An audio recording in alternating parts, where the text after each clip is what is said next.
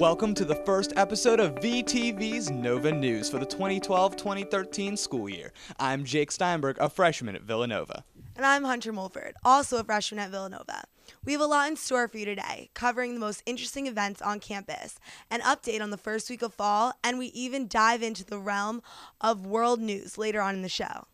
We are going to start off our show with one of the biggest events on campus, the St. Thomas of Villanova Day of Service. This past Saturday, almost the entire community of Villanova united with one goal in mind: community service. Our field reporter, Lauren Dugan, is here to introduce us to her experience reporting on the event. Thanks, Jake and Hunter. This past Saturday, I had the pleasure of participating in the Day of Service. While I was there, I got to interview a couple interesting volunteers and find out what the Day of Service meant to them. Hey Nova Nation, thanks for tuning in today. I'm Lauren Dugan and I'm here in the pavilion ready to kick off Villanova's Day of Service. I will wait for you. What group are you in for the Day of Service? So we are Team 71 and we're going to Maternity BVM Parish down in Philly. And what are you going to do there? So this is a church and we're cleaning the inside, maybe polishing some of the pews and doing some landscaping outside. So it should be a fun day for us. So can you tell me, why did you guys get involved in this? It just seems like a great part of Villanova's tradition that everyone comes out and spends a day serving, and it seemed like something I wanted to get involved in, so I came out today. Yeah, we're definitely really excited. It is Day of Service, but you don't feel like you're doing service. You feel like you're the one who's given this opportunity to meet other people in the community outside of Villanova whom you never would see before. And I love it. It's great. Everything's so well orchestrated. So how long have you been planning this event? We pretty much plan 12 months a year. We start as soon as we're done. Next week we do some thank yous, and then we move right into evaluating how we did this year, what we can improve, and then when the new year rolls around in January, we kind of restock our committee and start right away with the planning. What we're able to do in one day is really incredible. Every year we have a service site thank you lunch where all of our service partners from about 150 organizations across the Philadelphia area actually come back and they talk to us at Villanova over lunch. And the stories we hear and the difference that we make for them in one day is really incredible. So, kind of the change that we can make as a community with 4,000 people in one day is a huge impact.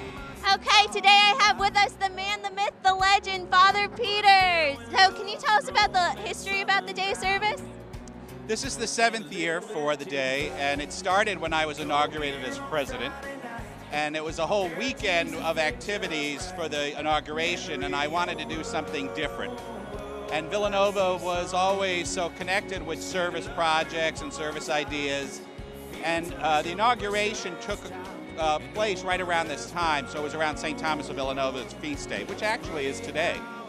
And so I thought, well, we talk so much about him as being, dedicated to the poor and serving the needs of others, and I thought it would be a great way for the Villanova community to do it. It was only intended to be that one time, and everybody enjoyed it so much that we just kept building it and building it and building it. Now it's 7 years later, and we're still doing it. Ignite change, go Nova! Woo! Yeah! Hey Nova Nation, I just got back from my Day of Service trip. I promise I'm usually not covered in this much paint. Let's go check what other groups are doing. Hey, I heard you were on wild. All right, this is my service leader, Matt. So can you tell everyone what we did today? Yeah, we went to Nicetown Mini Park and we painted an entire jungle gym and we cleared some weeds. And I had so much fun. Did you have fun? I had a great time. My orientation group and we went to Westmount Park in West Philadelphia. Hopefully I'd inspire the kids, maybe work beyond what they're told to, maybe, go that extra mile, something that everybody at Villanova here does. All right, I have with me group number 83. All right, so tell me what you guys do today. Okay, so today we went to the Mother's Home, which is in Darby, Pennsylvania, and we did a lot of painting. Today we picked apples. We went to this farm. I forgot the name of it, but it was wonderful. As seniors, have you guys felt that you made an impact over your past 4 years doing Day of Service? Definitely. I've been doing this since freshman year, and I would like to believe that I made an impact. Yeah, I think we doing a good thing. All these people getting out there, and I hope it continues to be as big and get bigger. So Nina, can you tell us what you did today? Well, I got here bright and early, and we had like an information booth and registration, so we got everyone all checked in and made sure all of our service sites were full. Had a lot of walk-up people just show up today, probably about 30 people that were like, hey, I just want to do service, so we signed them in too. I'm the registration chairperson, so over the last few months, my team and I have set up all the forms that you go on to sign up your group or have a service site, anything like that. That's the registration team that I'm the student chair of. We had 2 faculty people working with us, and there was another student assistant, so it was a lot of work. We did a great job. So what motivated you to get involved in the day of service this year? I was involved with Day of Service last year, and I really felt like it has a positive impact on the community, and it's one day where everyone from Villanova can really just come together and give back. It looks like you had a lot of fun. Yeah, I had an awesome time. Oh, that was great. Thank you, Lauren. As it is the first week of fall, we felt it was appropriate to have a little intro to autumn by our very own meteorology fanatic, Melanie Prevey. Hi Nova Nation, I'm Melanie here with your weather report. The leaves are changing colors, the nights are perfect for snuggling up in sweats, and there's a coolness mixing with the warm sun rays that lets us know that fall has arrived here at Villanova. In the next week, we can expect dry conditions with a few chances for showers over the weekend. Temperatures will stay consistently in the upper 60s to low 70s during the day, dropping to the 50s and even the upper 40s at night. Heading into October, we can expect temperatures to average around 54 degrees, about 2 degrees cooler than average, and on the relatively drier side. And even though the temperature will be cooler than normal, it doesn't look like we're in for a repeat October blizzard this year. The truly cooler air will be slow to move into the area, which will hold off any snowstorms. And now, let's see what some other Wildcats are looking forward to with the autumn weather. What about the fall weather are you most excited about? The clothes and dressing in like sweaters and boots, and I just like it a lot. I'm looking forward to the changing of the leaves the most. I come from New England, so it's one of those things I always enjoy. Boots and like jeans and sweaters. Just gets me in a really good mood. What about the fall weather excites you the most? Everything.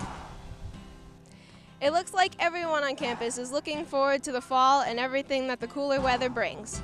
And coming up, there's something exciting happening in the sky even after the sun begins to set.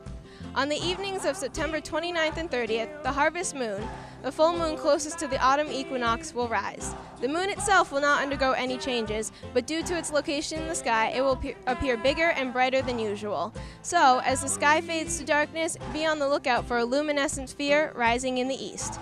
This has been Melanie with your weather report. Keep cool, Wildcats. Well, aren't you just loving this fall weather, Jake? Oh, yeah, and I know all those guys down at Simpson and myself without AC have been waiting for it for a long time.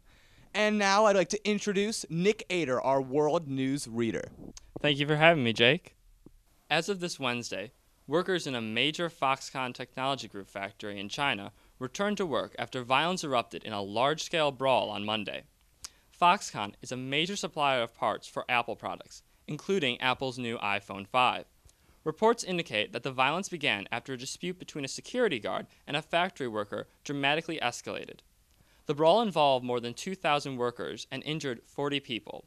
Foxconn has announced that this incident is a result of a personal dispute, but labor activists claim that Foxconn has placed extreme demands on their workers. According to the factory workers, they are frequently mistreated by supervisors and guards. Despite the unrest and violence, Foxconn reopened the factory in only 24 hours. For more than a year and a half, Syria has suffered through an increasingly deathly uprising. What is now considered by many to be a full-scale civil war, the fighting is not expected to reach a peaceful solution anytime soon, according to the new UN Arab League envoy to Syria, Lakhdar Brahimi. Brahimi joins the long list of diplomats that harshly criticize the Assad regime's handling of the uprising and urges both sides to exercise restraint and civility. Despite Brahimi's strong aversion to the violence, he admits that there still is no plan for dealing with the crisis.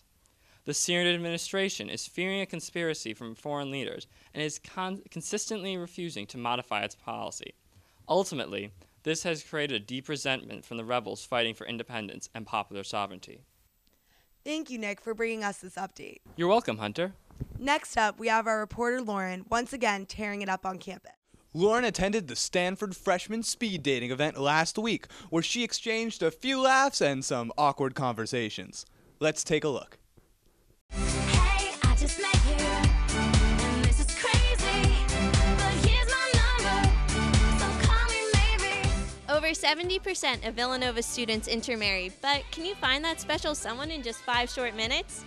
With All Things Wild, I'm Lauren Dugan here inside Donahue Hall, also known as the Spit, to investigate Villanova speed dating. So are you looking to find anything tonight, like a girlfriend, a friend, or possibly a future wife? I mean, if she can cook, she's in, but otherwise, it's gonna have to go. A future wife. So what do you think this is going to be like tonight? It's probably gonna be pretty awkward. The guys here are probably a little desperate, so it's gonna be a little awkward. Students gathered on Thursday, September 20th to participate in the event run by the freshman RAs. Where did you get this idea from? Well, we got the idea from over the summer during RA training. We're all like, what kind of CBs do we want to do? And McGuire and Coughlin had hosted one during the beginning of the school year, and we're like, okay, we'll do one after a month goes by so everyone can kind of keep making more friends and not get out of that spirit of like, oh, we're in a new place, let's make new friends. We don't have to stay stuck with whoever we're with and like branch out still. Do you have standard questions for everyone? Yes, definitely. We'll have the easy questions like cat or dog, where are you from, your favorite movie, and then we'll have like the more awkward, funny questions like how many licks does it take to get to the center of the Tootsie Pop, and or can you Gangnam Style? It's gonna be a fun event.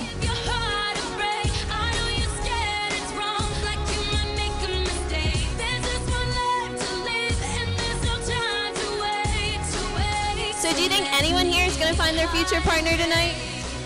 I don't know, maybe if you go on a date with me. All right, we'll see. We'll get there. Did you have fun tonight? Yes, I did. I met a lot of new people. All right, do you meet anyone really interesting? I met a couple cute girls in my dorm, so I'm probably going to hang out with them this weekend. That's good. Did you get their digits? Most certainly. Did you get anyone's number?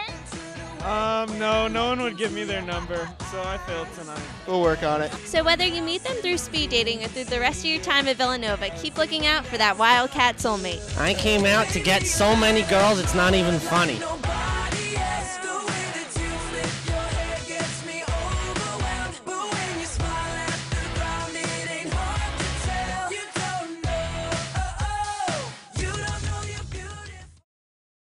That concludes our show for today. Thank you for tuning in to Nova News. We'll see you next week.